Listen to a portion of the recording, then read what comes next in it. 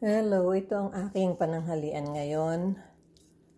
Ginisa ko lang sa bawang, sibuyas, kamatis, konting paminta,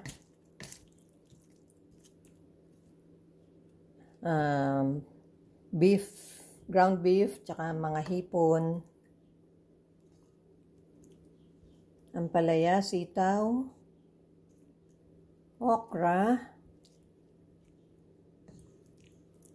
at of course, yung kalabasa. Nakabili kasi ako ng magandang kalabasa. Tapos para sa mister ko, ito, hamburger. I-grill ko lang. At ako'y nag-balance diet. Kaya dinamihan ko ang beef, ang ground beef.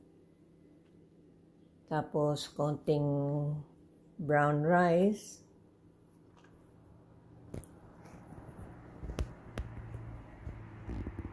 Ito ako. Hindi ako robot. Ako yung nagluluto.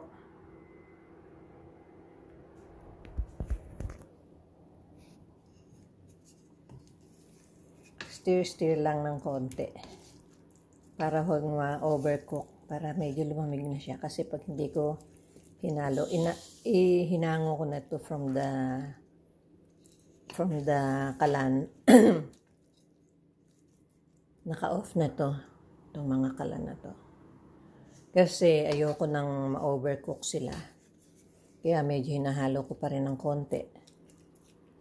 Para lumamig siya ng hindi over ang pagkalamig.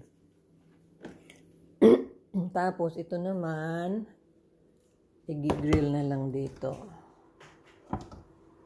Kasi wala kaming,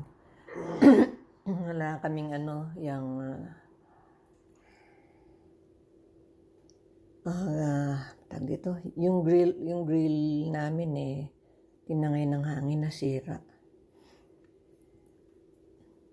Minsan kasi humangin na malakas na buwal, nasira.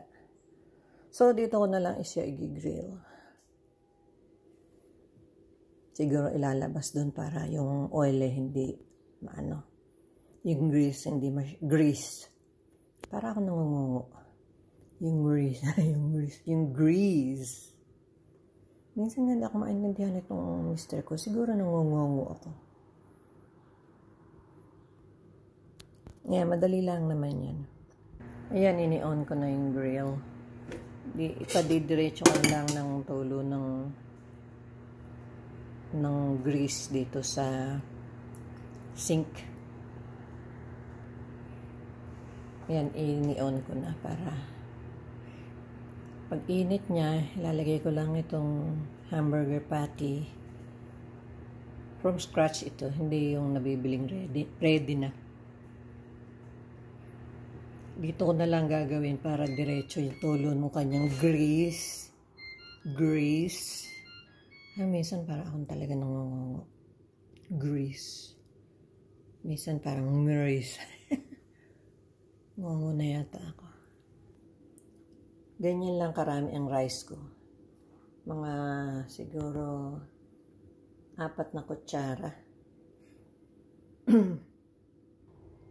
Mainit na, pwede nang ilagay ito. Ang laki daw, sabi ng mister ko.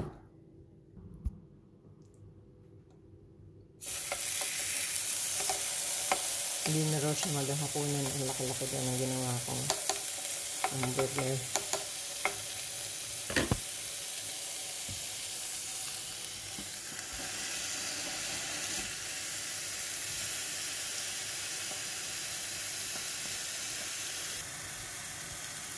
Smells aromatic. You think this is okay? No. Not yet. Okay.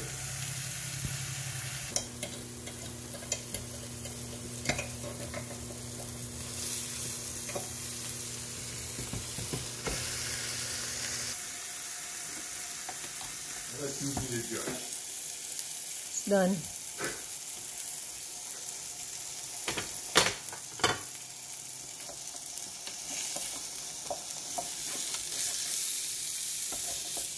think it's overcooked.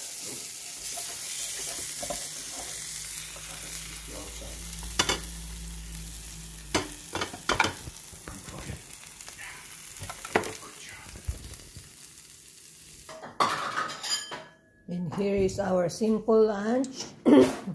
For me, kape.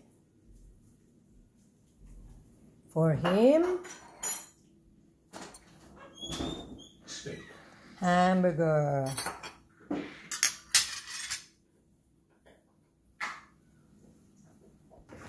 Kain na po tayo. Kain na.